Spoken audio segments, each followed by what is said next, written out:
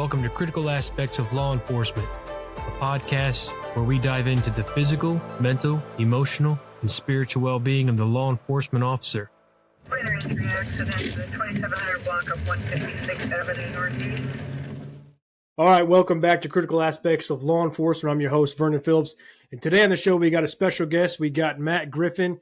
And Matt's got an incredible story, but he's got a lot of experience that he's going to share with us. I'm going to turn it over to him, just let him kind of give us a background of who he is, some of his experiences, some of his history working in law enforcement, things like that. So, Matt. Man, Vernon, thank you so much for having me on. I really, really appreciate it, man. And to everybody listening, really appreciate you guys logging in and taking a listen. So, Matt Griffin, 21 years in law enforcement. Started my career in Virginia Beach Police Department, but prior to that, I was a military guy. I was a search and rescue swimmer in the U.S. Navy, and really thought I was going to be a Navy guy for the better part of my my life. So I never really kind of grew up thinking I'm going to be a cop and a police officer, and got into Virginia Beach Police Department in 2002, 2003 timeframe after the Navy, and from there up to Virginia Beach in 2007 and retired from law enforcement in 2017. And so, again, really excited to be here, man, and really excited to chop it up with you and talk a little bit more. It was great to meet you at the conference, and looking forward to this. Absolutely, and I appreciate you coming on. I know that there's a lot of things you got going on, and you got a packed schedule, so I appreciate you taking the time. But so 21 years, right? 21 years in law enforcement, and before that you had military experience. So there's a lot there to unpack. There's a lot there that we can glean from, and we're going to get into all that. And we're going to hopefully jump into some of the stuff that you've kind of gone through and how you've come out on the other side. But we know law enforcement to be a very demanding profession. It just takes a toll on the individual. So, knowing that and kind of where you're at now, what is something that you do, right now, physically, mentally, emotionally, spiritually, to keep you well-rounded, right? To keep you completely in check. I know that's we're not always in check. We have those days where, we still need to be tweaked a little bit, but, but just how do you take care of yourself? How do you kind of, guard yourself?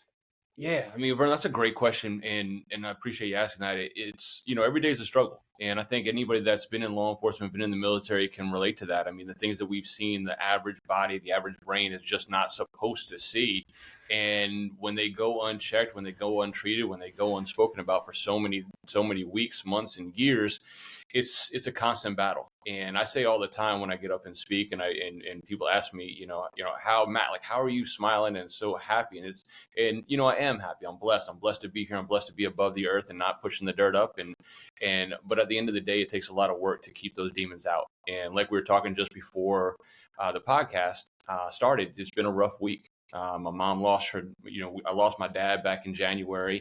So my mom lost her husband of 50 plus years. And that's been a struggle just standing beside her. And today we found out that my mom lost her dog, which has been like her most faithful companion. Mm-hmm. And, my girlfriend lost her uncle. And so there's been a lot of chaos. And as well as I do, when you were in law enforcement, people look at you as that stable, that glue to keep everything together. And sometimes it's just hard to keep everybody else together, but then also to keep yourself together. And so I think, my answer to that question is just to make sure that I have time for myself. And so there's 3 real important things that I make sure that I remember every day. The first being be healthy. And again, I know that's cliche. I know people are like, oh, go to the gym and eat healthy and do this, that, and the other. But I think, for me and for my life, it's very easy for me to turn to alcohol. It's very easy for me to go out and go get dinner and have a couple of glasses too many.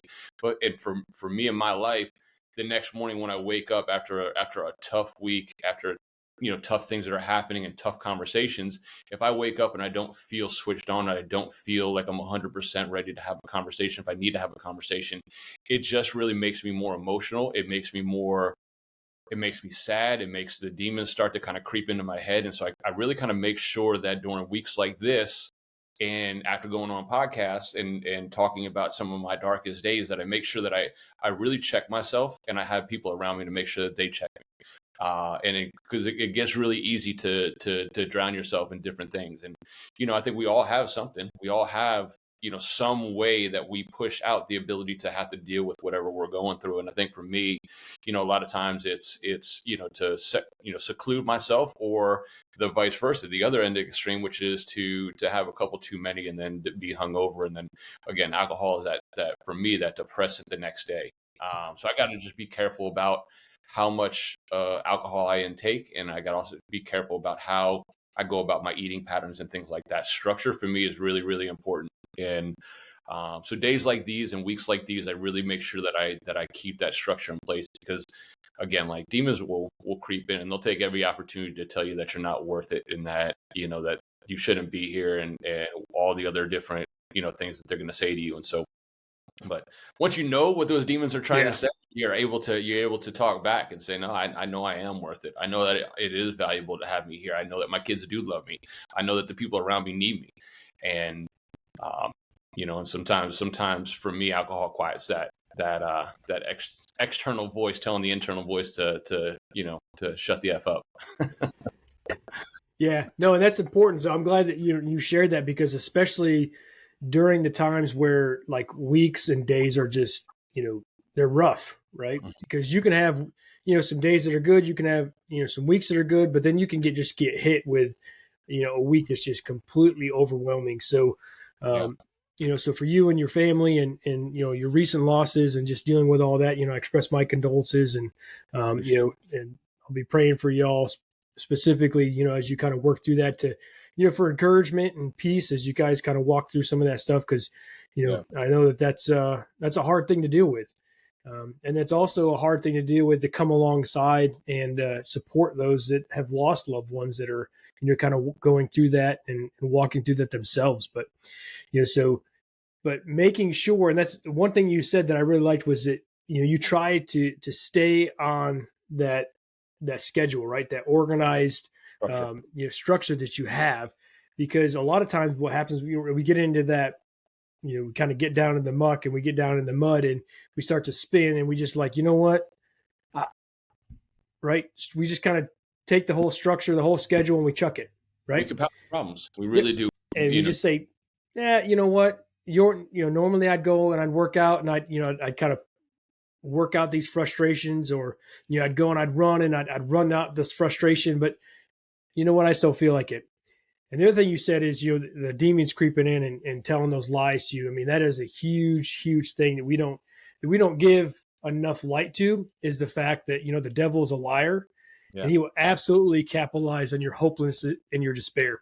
And he will spread those little lies into your head, and he will whisper those things as like, see, I told you, right? I told you nobody liked you. I told you you're a failure. I told you that you're a disappointment. And it's like, it's not true. Yeah. Right. So if we were to step back and look at, everything in its totality, you would know and you would see that. But it's difficult to do that during those times, right? It's difficult when you're kind of down and you're stuck, and it's just like all you see is just the mud and the crap, and you're like, man, how am I going to get out of this? Yep. So yeah, you're absolutely right. I mean, when we were talking after the conference, and again, I think a lot of people don't. Just to kind of give you a little context and give some of the listeners a little bit of context, I lost my partner to suicide in 2017, and in March, and right after that, I went down that same bad path, and the depression really changed the way I looked at suicide. Up until that point, until my partner committed suicide, I didn't look at it the same way. And as depression and trauma and everything kind of swirled inside of me and really kind of took over my life, mentally and physically and emotionally, it changed the way. And I started looking at suicide more of like a sacrifice. And like, I had to sacrifice myself like my partner did. And I had to do these things for my children. And that's the devil right there. Getting into a brain like mine, getting into a brain like a lot of our first responders, because you think about it, we are type A, and we've done a lot of different sacrifices in our life, and every single person that's probably listening to this podcast understands that sacrifice. Whether it's holidays, whether it's weekends, whether it's midnights, whether it's kids games, we sacrifice so much. And when we hear that word sacrifice, we ingrain to it, and that's really what the devil and those demons really creeped in and made me believe. And so, man, you're absolutely right. And I think that, it's really important just to continue to know that piece of the puzzle, but that structure really is something that I gravitate towards. And so, because what happens is, and at least what's happened in my life and the people that I've been around, that I've supported and that have supported me, is what I found is a lot of times we compound our problems because a lot of us are stuck with trauma. A lot of us have it. I mean, when we were talking, I mean, the average human being sees 3 to 5 critical incidents in a lifetime, but the average cop sees 300, 400, 500 based on how long their career. And everybody brings something into that traumatic incident. And so, again, from a traumatic aspect, time and distance is really the only thing that's going to heal a traumatic incident. And so we don't have that luxury as first responders. Whether or not, person A, person B, person C, they may deal with the same exact traumatic incident the exact same way, but again, or they go to the exact same traumatic incident, but they don't bring the same baggage, right? Like my background is completely different than somebody else's background because of things that I've seen and the things that I've done in my life. And so how am I able to time and distance when I've got to go back to the next shift? Tomorrow is my next 10-hour shift, or next week is my next 10-hour shift, and nothing is going to stop another piece of trauma. And so all these things start to build up to a point where you don't know how to process all this stuff, and you become sad, you become depressed, you start to look for other aspects to make yourself feel whole, feel better, feel any type of relief from the sadness that you experience on a daily. And my problem and my challenge to everybody is to not compound those problems. And because again, what happens is you start not sleeping, you start drinking too much, you start having extramarital affairs, you start making decisions that you wouldn't make in the right mind.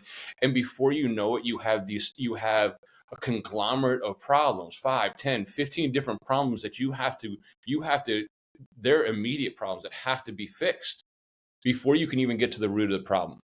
And that's what's been so eye-opening to me from the book and from the research and from supporting a lot of people that have gone through a lot of different things. So yeah, I completely agree, man.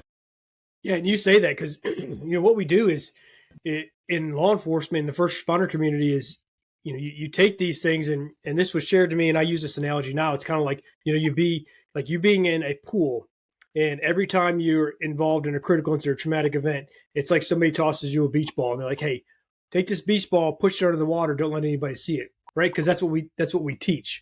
Yeah, that's what's learned. That's how we indoctrinate the next cycle of individuals that come into the profession, right?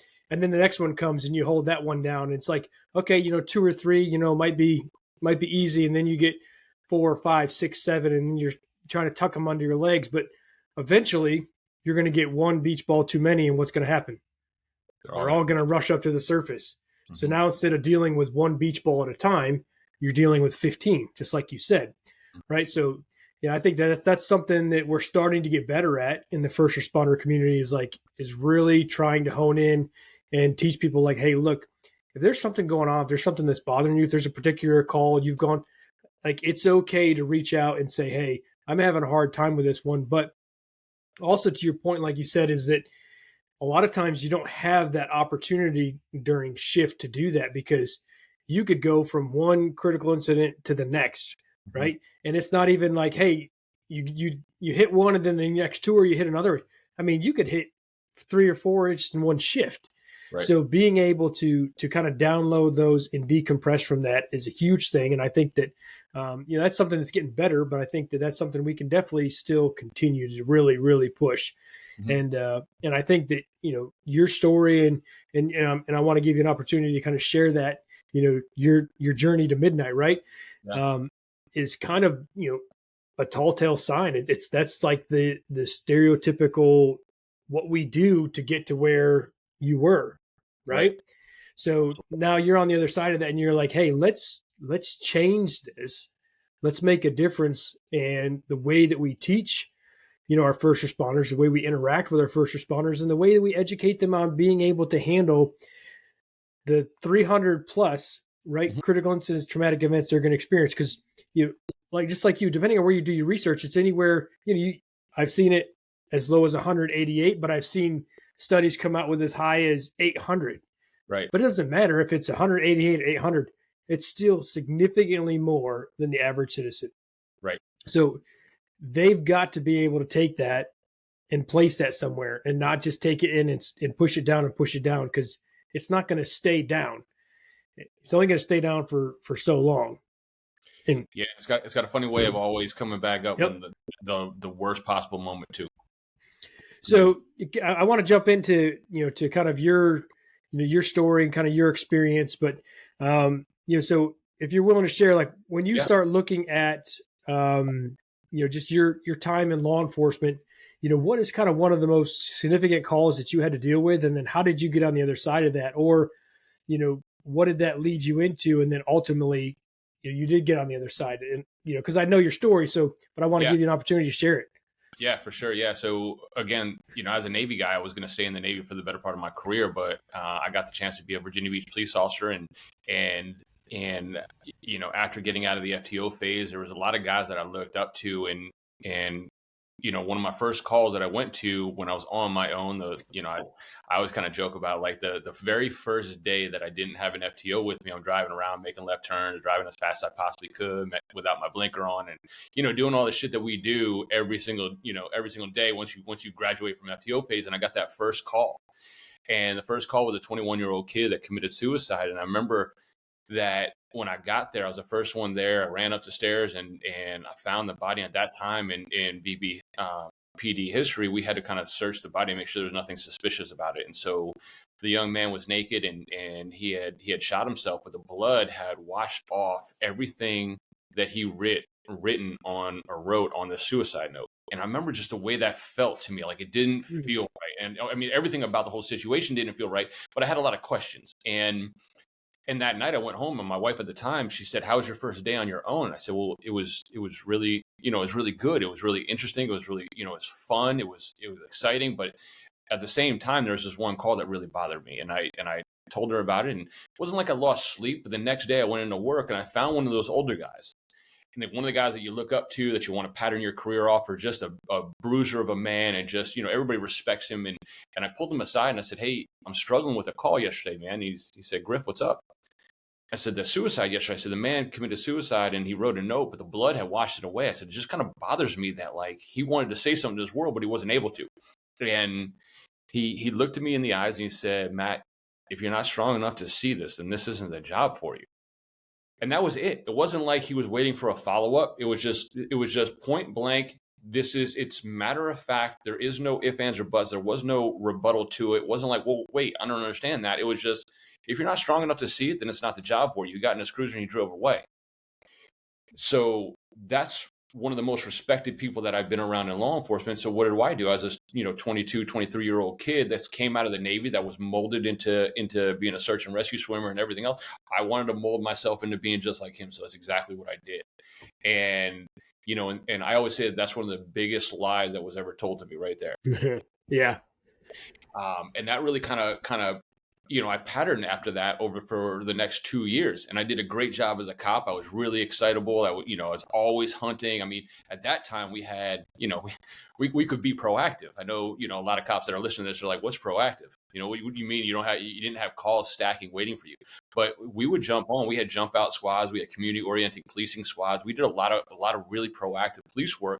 And fast forward about 2 years, and I'm in the Lake Edwards subdivision neighborhood in Virginia Beach in the 3rd precinct, and I'm driving by on Hampshire Lane, and I see my buddy from the Navy outside playing with his son. So I pulled over. I'm like, "Hey, man, what's going on?" And we chopped up, and he's like, "You're a police officer now?" I said, "Yeah, I work in Virginia Beach." And he got transferred up to Norfolk, which is the naval station that's right in Norfolk, which is adjacent to Virginia Beach. And so he brings me inside. He introduces me to his wife and his 6-month-old, and he said, "Matt, what are you doing? What are you doing for Christmas?" I said, "Man, I'm a younger badge. I got to work, man." And he said, "Well, I got a lot of people coming over. Why don't you, if you're going to be in the area, stop by, have a plate. I got a huge spread of food coming and everything else, and I'd love to introduce you to the rest of the family that are going to come by."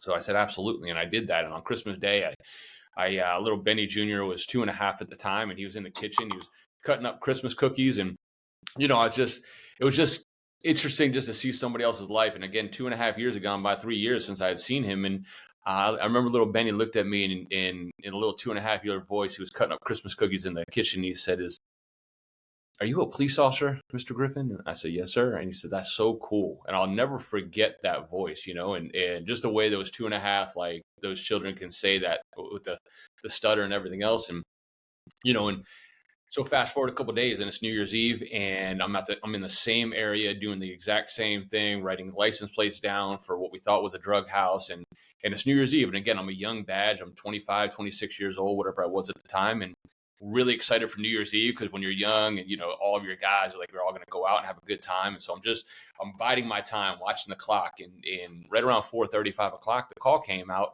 And I remember like it was yesterday. I can hear the tones going off. Units 325, units 326, respond to 767 Hampshire Lane, 2.5-year-old code gray. And I remember sitting in my car and just saying to myself, man, that's a really shitty call for New Year's Eve. And a code gray for those that don't know means unconscious, not breathing. And 2.5-year-old obviously is the age. And so I remember sitting in my cruiser. It's not my call. I'm writing down license plates and I'm sitting there for 10, 15 seconds. And then all of a sudden, after about 30 seconds burn, just like a train wreck, it just dawns on me that that's Benny Jr. That's Ben's son, 2.5-year-old, 767 Hampshire Lane. That's their address. And I remember just the panic and the chaos. And I remember all the thoughts swirling. I put my car in a drive. I was still the first person to drive up on scene. I drove up onto the front lawn and I go running inside and Brittany's screaming and pointing into the room. She took the 6-month-old into the bathroom to take a shower and put on Willy Wonka and Chocolate Factory for Benny Jr. And he decided that he was going to climb up on the windowsill and he was going to use the blind to swing from the windowsill onto the dresser. And unfortunately, at that time, they had the blind cords that had a circle on them. And they it wasn't a separate blind cord. So the blind cord caught him right around the neck. And I remember, and I can see it now. I mean, and that's the thing about trauma is that you can see it, you can smell it, you can just close your eyes and you can picture every aspect of it. And there was Benny Jr. hanging there and I brought him down. I started doing CPR and I remember so many aspects about that moment in time. I remember praying and I just said, God, don't do this. I grew up very, Irish Catholic in New Jersey and, went to church every Sunday and really had, pretty strong faith. My family had a really strong faith and I just said, God, don't do this. And I'm doing CPR and I'm doing CPR burn. And all of a sudden after praying and doing the CPR, I don't know how long I did CPR, but I got a breath. And I remember just the relief in my heart and my brain. And I kept going with CPR, but I realized that was the last breath that Benny Jr. ever took. And the ambulance came and pushed me off. But as they pushed me off, I kind of rolled back and I looked up onto the wall and I saw the scratch marks of where he was trying to get down from. And all of these images are just burned into my brain. I mean, this is now 20 something years ago, and I can still see it just like it's yesterday. And I can still smell and taste the things that were going through the house and the room. And I can hear Brittany's voice screaming, save my firecracker, save my firecracker. Because Benny Jr. was born on the 4th of July. And the biggest problem for me, there's a lot of problems from that. Number one, I had a problem with faith. I had a problem with God, that God would allow something like this to happen. Number three, I had a problem with, and most importantly, my response to it. And now Ben Sr. was out to sea, so he was going out to do workup, so we had to wait a couple of days to get him back. And so Brittany put a lot of, I was the only one that she really knew, and she only knew me for a couple of days, but she didn't have any family there.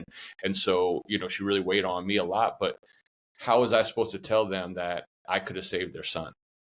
And I tell everybody that because I ate that for a long time. I waited at least 30 seconds before I responded to that. And there's nobody here on this side of the earth that can tell me that I couldn't have saved their son if I didn't just respond. And I beat myself up. I still beat myself up for that. I mean, I know, God has a plan for me, and I know that, and I understand that. But again, I mean, if I could rewind any aspect of my life, it would be that situation right now. And I'm 45 years old, and I promise you, Vern, if there's one thing that I could take back in this world, it would be to drop that car and drive the moment those code 2 calls or those tones came out. But I can't, but I also couldn't tell anybody that. Because how do I tell Brittany I could have saved your son? How do I tell Ben Sr. I could have saved your son? How do I tell the workers that I just, my coworkers that I just sat there and I did nothing? And, and I ate that every night, man. I sat awake at night for hours and hours crying. And if I did fall asleep, I would wake up screaming that, I should have gotten there. I should have responded. And, and I just held it all in, and I didn't sleep for the better part of about 4 or 5 years. And, and the trauma continues on, and that's everybody's story. We all have these stories, and that really kind of blossomed in. And what we do is we run, and that's what I did. I ran, and my ex-wife, she said, let's move up to New Hampshire. Let's get a fresh start. We've got a baby on the way. Let's move up to New Hampshire. We had one son at the time. We had another on the way. I said, that's a great idea. Let's get a fresh start, fresh beginning, fresh environment. But the thing about that is you can run all day, but your environment is not what changes it, right? Because it's right here in your head. It's not the 3-bedroom, 4-bedroom, 3-bedroom house. It's not the community. It's not what you're seeing. It's the 8 inches between your ears that dictate your environment. And I wasn't treating that, and I wasn't able to deal with that for many years. So, and that hurt, man. It still hurts to this day. But, and that kind of, I once I got up to New Hampshire, and just decided I was gonna live a different type of life. And there's a couple different aspects here, and so I decided that I was also going to research faith. And I think God's crazy like that. Like, He uses some of these really terrible situations to say, look, like, stop being a CEO, Christmas, Easter only, and start really figuring out whether or not you want to be an advocate for your faith and use faith to rely on. And so here I was, a cop. Here I was, somebody that investigates things. And so I said, you know what? I'm not going to church anymore until I decide whether or not I believe in Jesus Christ, and whether or not I believe in faith, and whether or not I believe in the Lord. And so that was a big piece of the puzzle for me. I started reading I'm a big reader. I love reading. I love listening to audiobooks. And so I started reading books and started documenting evidence. I read like The Case for Christ and More Than a Carpenter and The Case for Faith. And that led me, I know this sounds crazy, and I don't even know how I get down this path. Roll with it. Let's go. Come on. That led me to decide that I wanted to go to Lancaster Bible College and study the Bible. And I'll tell you, if I'm still I think I have a top 10 most wanted flyer at Lancaster Bible School, because I think everybody goes into Lancaster Bible College usually on fire for Christ, right? But not me. I went in there like raising my hands every time, like, all right, so the bush is just on fire. Nobody has a problem with this. Nobody wants to put the bush out. Like, nobody wants, So the Red Sea just parted. Where did all the fish go? Did they just part with it? Did they know to part? Was it just water? Did the fish just flop around on the ground? Like, I had all these questions, and I think the professors, when I graduated with my bachelor's degree in the Bible, looked at me, and I think they all, like, it was just a standing ovation. Like, get this kid out of here! Like, I'm so tired of these questions. And it was just, so I went down that path. And again, that's the thing about trauma, is that it's going to, until you address the trauma, it's not going to go away. It's going to compound. And so, move on to the opioid epidemic up in New Hampshire. And so I had the opportunity to go back undercover and really, really help. And I knew that I had a talent when it came to speaking. I knew that I had a talent when it came to, like, creating relationships. I grew up kind of in a poor aspect and was very comfortable around the drug scene and the drug market the way I went to high school. And when I saw the opioid epidemic hit and all these kids passing away from fentanyl, I said, you know what, this is a time for me. I can do this. And they asked me if I wanted to go, and I did. And so I put everything. So one of the great things about Matt, and one of the terrible things about Matt, is that I put 110 miles or 110% into whatever I'm doing. So balance is one of the things that I really struggle with, and one of the things that I'm very conscious of in my life, especially now with the book and the movie and everything else that's coming along with it, is being balanced and staying balanced, not get too high, not get too low, stay even keel, and make sure that I maintain the balance of the aspect of my life, because a lot of people ask for a lot. And so I got way out of balance, and I was really all in on being an undercover cop. And what I forgot to be was Matt Griffin. And I learned very quickly. I was very good at being C.J. Davis, but I completely forgot how to be a husband and a father. And it got to a point in July of 2016 where, my wife of 15 years was like, I don't know you anymore. I don't know who you are. I had cornrows in my hair. I had a lip ring. I had a full sleeve of tattoos. I wasn't a tattoo person. And and she tried multiple times to try to bring me back down to, bring Matt Griffin back, but I wasn't hearing it, and just really thought I was doing something great for my community, but it just didn't really work. And I look back now and I take full responsibility for my divorce. I can't count the number of times that we would have date night and I would call it off because I had an undercover op. I can't count the number of times that I would get to date night and put out my 4 phones and not pay attention to my wife.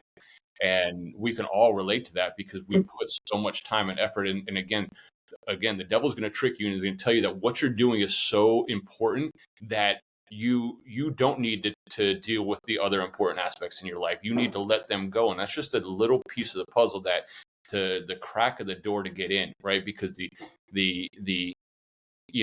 type A in us is like, yeah, you're right. Like, I'm doing a great job. I'm arresting people. I'm taking fentanyl off the street. I'm saving lives every day. But what lives am I not saving? And that's my wife and my children. And so, in the summertime, we wound up getting a divorce. And I'll tell you, and anybody that's listening to this I hope can agree, divorces have the ability to derail lives quicker than anything else. You combine the trauma that we see with a divorce and the untangling of a life, and I, a lot of times when I travel to different agencies, I always ask one question before I leave. When we talk about saving a life, I always say, make sure you take care of your guys and your girls that are going through separations, because it is extremely difficult to untangle a life and to stay focused up here when you're out on the street. And I've heard that time and time again.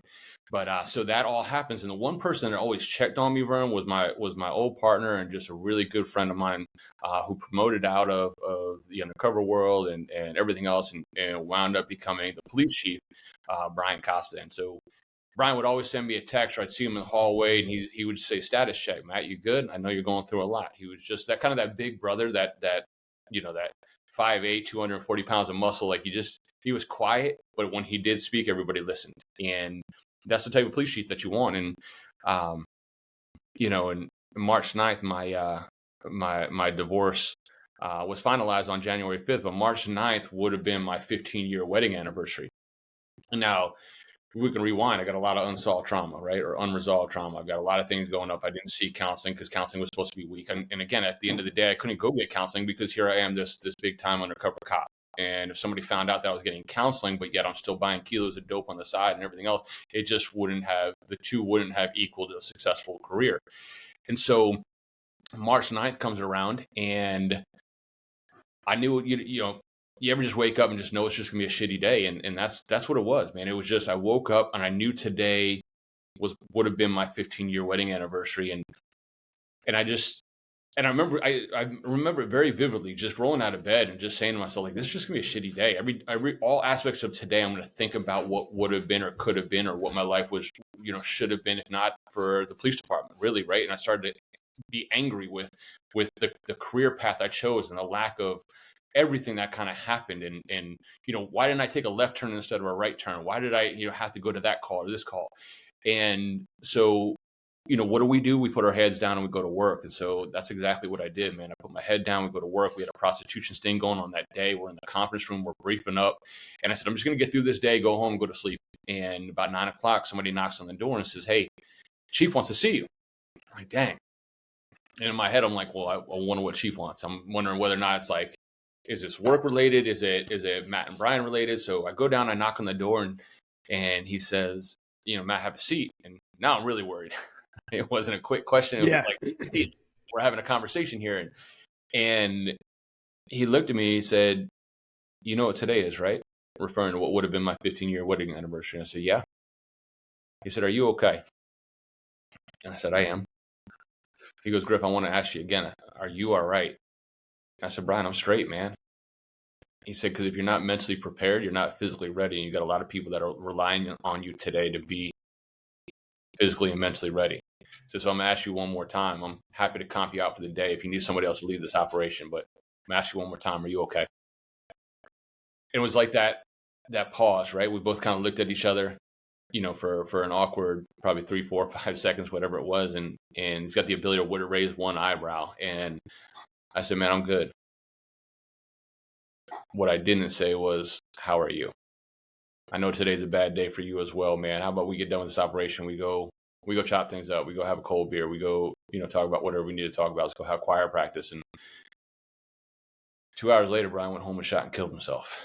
And it the floodgates opened. All those beach balloon balls that we put underneath the water that we stuffed down there, all those rocks that we put in our backpacks, everything came out, and it just let go, and I just let go, and I couldn't grasp them back. I couldn't put all those beach balls back under the water. I couldn't take all those stones and put them back in the backpack. It just, the floodgates opened up, and my life spiraled out of control. And I looked at Brian's suicide, and I looked at it as that sacrifice, and I started to build a resolve of, I need to do that too. And here I am. I had $1.13 in my checking account. I had no money. I'm homeless. I had, after the divorce, there's so many different things. And, you put all those things together, right? The divorce, the shootings, the suicides, the deaths, the traumatic events, the everything that's happening. And, it all came together, and I just looked in the mirror and I said, you're a failure. You failed your sons. You failed your community. You failed Brian. You failed Benny Jr. Who else are you going to fail now? And, that's where the little birdie came into my head and said, the only thing that you can do, the strongest, the most respectful thing that you can do, and the most sacrificial thing that you can do, is take yourself out of play. Your kids will be better off. Your community will be better off. Nobody's going to have to worry about you. Nobody has to check on you. Nobody's going to have to deal with your nonsense anymore or clean up your messes. And that catastrophic failure from a life that I've lived where I never knew catastrophic failure was eye-opening to me. And I think that's an important piece of the puzzle, because a lot of cops don't see catastrophic failure many times in their career, if they do at all. And I think that's a really important piece of the puzzle when we talk about how we're going to move forward. But I have multiple different catastrophic failures all inside of less than a year. And on March 17th, I decided I was going to write my suicide note, and I was going to end my life. And, I try hard not to go back to that day, to March 17th, because I still, to this day, I know this sounds really weird to say, and I say it when I speak, and I try not to go back to that day too often, but it was one of the most peaceful days that I've had. I knew what was getting ready to happen. I knew what I was going to do. I had resolve about it. I remember going for a walk. I remember listening to the birds. I remember, it was a sunny day. It was, I walked down by this school that's down in Keene, and there's this free book thing. I was looking through some of the books, and it was just I just finally felt like I had peace. But all of that was the devil talking to me, telling me, this is your time. Be strong. And so, the journey to midnight, I was going to commit suicide on midnight on March 17th, 2017. And I sat in my Yukon, and I was facing the woods, and I was listening to the music of my life. And when I say, everybody always asks me the music of my life, but I'm very musically emotional, I guess is the best word. Music will put me in a certain place. Certain songs will put me in a certain aspect. And so I was trying to listen to songs that reminded me of high school and sports and all the fun things that I did in my life and that I accomplished in my life. And so I was listening to all that music. I wrote my suicide note, and, it got to be about 11:15, 11:13, somewhere around that aspect. I had my phone on Do Not Disturb. And then all of a sudden the phone rang. And I didn't know in 2017, if you call twice inside of a minute, that it breaks through that Do Not Disturb. And honestly, it scared the shit out of me. And so I just picked up my phone, and it was my buddy Ben. And he said, Griff, I've been trying to get a hold of you, man. Everything good? I said, yeah, everything good. And he's like, why don't you come over and have a beer? I said, maybe tomorrow. I said, I got something I got to take care of tonight. And now, to kind of describe Ben to people that are listening, he's that guy that when you give him a hug, he tenses up. He doesn't share a lot of emotional feelings. He's just, he's strong, he's big, he's just another type of, he's another mentor, I look at him more as a brother than I do as more, where Brian was kind of like a mentor and a father figure. And he said, Griff, before I let you go, I want to tell you two things. I said, yeah, go ahead, man. He said, number one, I love you. He said, number two, there's light at the end of the tunnel. He said, I know you're struggling. I know you're going through a lot, but I want you to know that as you go through it, I'm going to go through it with you. And Vern, those two things saved my life. Because at about 11:15 p.m. on March 17th, I made the best decision of my life because of those two things. I said, if today's a good day to die, then so is tomorrow. And I went over, had a beer with Ben. Stayed up till about 4 o'clock in the morning, played some Madden. We just kind of talked, and and I remember getting back to my little shitty apartment on the 18th, and I said, if today's a good day to die, so is tomorrow. And so I pushed it off until the 19th. And then I pushed it off till the 20th, the 21st, the 22nd, the 23rd. And every single day I kept saying to myself, if today's a good day to die, so is tomorrow. And I kept saying, I can make it through another minute, another hour, another day, another 24 hours if I need to. Let me get to this point tomorrow, because if today's a good day to die, so is tomorrow. And then I got to a point where I didn't feel like I needed to die anymore.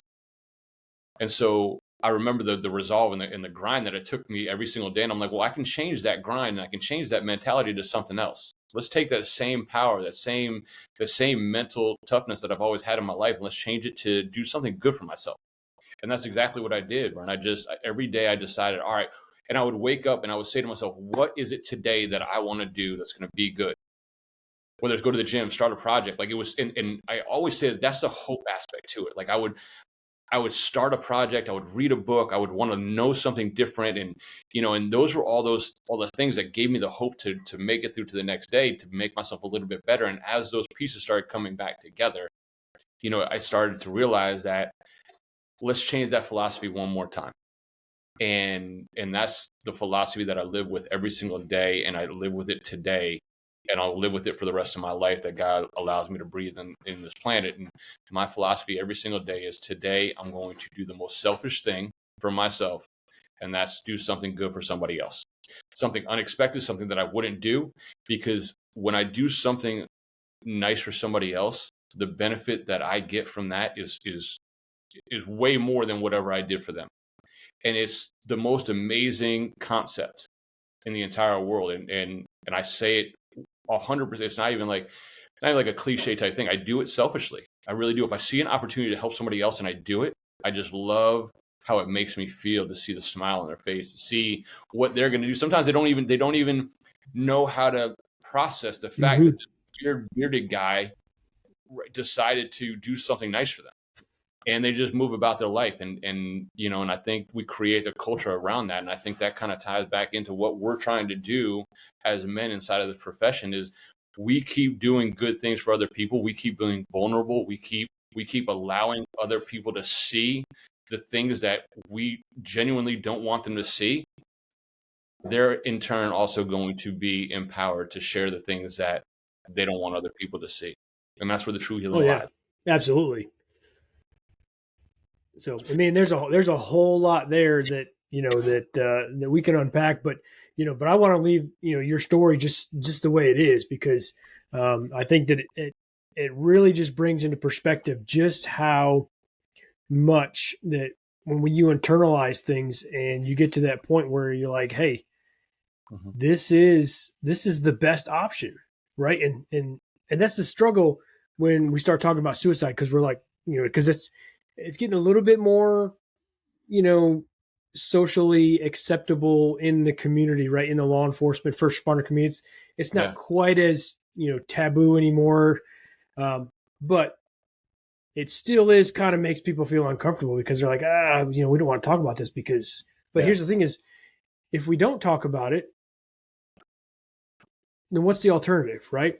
Yep. If you don't share your story and say, hey, look, this is where I was, this is where I am now, and if we don't bring light to the fact that, when you're in that place, there's absolutely, the devil is speaking lies into you, and he's wanting to feed off that hopelessness and despair. And that's what this is my own personal opinion, but I feel the reason that there is still, high rates of suicide in law enforcement, first responder community, is because the devil's a liar, and he's going to capitalize on your hopelessness and your despair.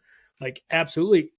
And that makes people feel isolated, right? Because they're not willing to share, because of what we've created in this community, right? We've created this kind of, hey, you put your barrier up, you don't share truly how you feel, because then it means, you're weak and, you can't handle the job. But when you do start to share, right? When somebody else shares, when you share your story, then it gets somebody else to, gives them the permission to say, hey, you know what? I've had some pretty rough calls, and I've had some pretty dark days where, you know, I've even had some of those ideations myself. And now it's not just Matt, right? Now you've got two people. Hmm. And then next thing you know, then you got three people, Hmm. right? So now that first person's not isolated anymore because that's what happens, right? You just feel isolated. You feel like, and this is what's best for everybody. And for somebody in that state, because we often we don't understand. We're like, man, how did somebody get to that point? Man, it's so selfish. It's so, we say all these things because, for those of us on the outside looking in, we don't have the same perspective that the individual going through the situation does, right? Sure. So we're looking at it from what we see is logical, but for the person in crisis, that's a logical for them, right? In their moment, in their cognitive disrupt that they're going through, that is the most logical solution to their problem, For sure. right? Yep. You talked about it and you looked at it like, hey, this is what's best for my family, my friends, my community, is for me just to go ahead and do this, right? So Yeah. for you, in your current crisis, your situation, that was a logical decision. Now you can probably step back and look at it from this side and be like, yeah, it probably wasn't, but during that moment, during that, when I was down and I was stuck in the mud and the crap, and like, yeah, this was logical, right? Yep. And I think that we skip over that, and we that's why we don't talk about it, because people get uncomfortable. But when we do talk about it, we give people permission to share the struggles they're dealing with. Yep. And what I like that, when you shared your story, is you talk about, hey, I'm going to do something selfish for myself today, and I'm going to help somebody else, because that directly impacts the way that I feel, right? That's bringing you back perspective and purpose in your life, and it's giving you that purpose back, right? Because sometimes that purpose gets stripped away, and then we're left empty-handed, and we're like, now what do we do? Hmm. And a lot of times that's what this profession does. And the first responder community, right, is that compassion fatigue, right? Yeah. It's 100%. that's the emotional cost of caring for other people. But then what we don't talk about in what you're doing, what you're practicing, and I don't know if you've read up on this or studied this, but it's what is referred to as compassion satisfaction, right? So compassion satisfaction is the the encouragement, right? The benefit that you get from being able to help somebody, Hmm. right? So that's what outweighs the compassion fatigue. But unfortunately, a lot of times in the profession, what happens? There's more bad calls than there are good calls. Yep. But that's 100%. where you have to be self-educated and proactive, and you really have to lean into the good calls where it increases your compassion satisfaction and really builds up that positive aspect, right? So that you're not Yeah. always just withdrawing and never putting back in, because that's what we do, right? We continue to withdraw, but at some point you get to the point where there's nothing left to withdraw, right? And you just start going negative, negative, negative. So to hear you say that, hey, this is what I'm doing on the other side, is I am every day I wake up with a purpose. Like, yeah, and it's for me, I feel it's selfish, but it's for me, it's what it does for me, right? And it gives Yep. you that encouragement, and it gives you that push, it gives you that drive to continue to go and push forward each and every day. Yeah. So I And think that's a great point. man, I appreciate it, man. I think, the other thing too that I think is really important is, nobody's really coming to save us. There's a lot of resources. And just like you said, like the word suicide, awareness and wellness and mental health awareness, it's becoming the next topic that, where it used to be like we said suicide, people are like, whoa, he just said that word. You shouldn't say that word. Don't ever say that word again. Now, but what I mean by, like, I just think that it's so important for us as first responders to check on each other and to start there. They can, and again, I'm not taking away from all of the different resources that they've made available to us, because those resources have been made available for the last 2 to 3 years, but the suicide rate has not gone down. Why? Because I don't think that our first responders feel comfortable going and getting that, and they're not going to feel comfortable going and getting that unless one of us as a senior, as an older badge, goes and says, hey, this is what's available to you, and we get to clear the path and allow them to go and get the help that they need. Because if we're going to do it, if we're not going to do it ahead of time, it should be part of every promotional process. It should be part of every academy. We should be designing, individuals inside of every single agency. And again, it's super important to take care of each other. Because again, you tell me to go get equine therapy and I don't want to have equine therapy. Do you think some horse in the middle of Connecticut is going to help me? No, it's not until you come to me and say, hey, I respect you. I respect your career. I respect the things you've done. You're telling me the best version of me is to address the things that I need to address from this past call. And this is what's open to me to doing it. And we're going to clear the path. We're going to make sure that your shifts are covered. We're going to make sure that your overtime is not affected. We're going to make sure that your family is made whole while you leave for 2 or 3 days. Yeah, then maybe I'm going to make the decision. I may not, but at least it's going to help me make that decision if I do need it at some point. But being told to do something, I don't think is helpful. And I think alcohol rehabilitation should be more easier for our officers to get. And and again, I think alcohol rehabilitation programs should be made available to officers prior to an alcohol related incident. If they raise their hand, they should be able to go get inpatient help.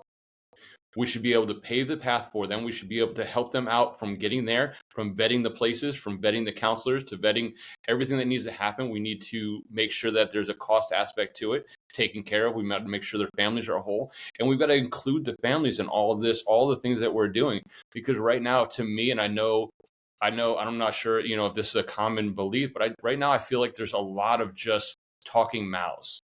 And leaders that are talking out of both sides, like, oh yeah, we want a wellness program. Yeah, we want a wellness program. Well, then why do you have a wellness program that's voluntary with one person and you have a 500-person police department? If you wanted a wellness program that was going to be successful, you wouldn't allow it to be voluntary.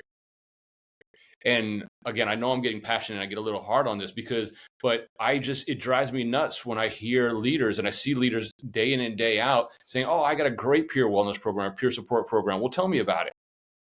And when I ask questions about it, it's like, that doesn't sound great. It doesn't sound like that's doing anything. It doesn't sound like you're truly, from a top-down approach, really passionate about what you're doing when it comes to helping those officers. And I said, and I always try to move it back to make it attractive for them as leaders. We're all short-staffed. So there's 2 ways that we can go about that. We can either try to hire more cops, or we can take the existing cops that we have and get the best out of them. Yeah. And I believe that we can take the cops that we have and get the best out of them. Because again, we're in a profession where, if you're a 5 out of 10, you're going to get your pay and your pension. If you do everything average, you're going to be fine. And that's just not how it should be. And we've got to get the 7s, 8s, and 9s out of 10 out of our guys every single day. Sorry, man, I didn't mean to go on a rant. No, you're good. You're good. We got to save ourselves. We got to save each other. And that's what Ben did to me. And that's what I'm hoping, that when people hear that, they think of somebody that's struggling like I was struggling. And Ben took he took the bull by the horns and said, you know what? I know it's 11:15 at night, but I haven't heard from this dude all day, and I'm struggling to figure out where he's at. And a lot of us wouldn't have made that phone call, but that phone call directly saved my life. And I hope somebody that's listening to this is thinking about somebody in their agency that's going through a divorce, that's going through a struggle, that's going through an OIS, that's going through, all these different aspects, and saying, you know what? I need to make a phone call. And that's the only thing I have, man. That's the only thing that I carry with me every day, is that if somebody hears what Ben did for me and they do that for somebody else, that's why we keep doing this, Yeah. And that's why I do, this show, this podcast, is to get people on here to share their experiences, share their stories, to encourage other people to share theirs. Right. Yeah. So that they don't feel like they've got to internalize it. And, because I'll ask and say, if you want to, if you're willing to share, like, what's one of the toughest calls you've had to work through, and, how did you get on the other side of that? Because that's where a lot of people are at. Mm-hmm. Right? You've got some people that have, that are just very resilient in nature, or they've learned good coping skills and they've been able to work through that, the worst call of their career and get on the other side of it. And there's some who are still very much living in that worst call, right? Mm-hmm. They're still very much affected by that. So, but they don't know how to go about it. They don't know how to reach out. They don't know how to, or they're afraid to. Right. So the more we talk about it, the more we kind of draw that out, the more it gets people to the resources they need, and it gives them that opportunity to say, hey, that's exactly it. It's okay for me to reach out. It's okay for me to say, man, this call really sucked. and I'm having a hard time with this one. Yeah. But what happens is just like what happened to you is you were indoctrinated, right? You were, you were given, let's just call it the Kool-Aid, right? And Yep. we see that with FTOs, with, with new recruits that are coming through is, they don't instill in them the importance of like, hey, look, I know that call really sucked. It's okay if you want to, if you want to just kind of talk it out real quick, but FTO doesn't say anything. Old crusty guy doesn't say anything. The guy tells you like, hey man, if you can't hack it, you need to get out. So what did that do? That indoctrinated you, that made you say, you know what, I better stow it and zip it up, otherwise I'm not going to be accepted. Yeah. And I So think really like a big piece of the puzzle too is like, I don't want people to listen to this and say like, I'm not a trained counselor. You're absolutely right. You're not a trained counselor, right? As an FTO, you don't have to listen to what your FTO and what your PPOs are saying. Your only responsibility is to let them know that there is help available for them if they want it. If they want to share with you, great, and you want to be the person to listen, then more power to you. But all we're asking you to do is let them know that there's help available. yep, And absolutely. you have taken that path, then share if you want to share. But if you don't, just let them know that.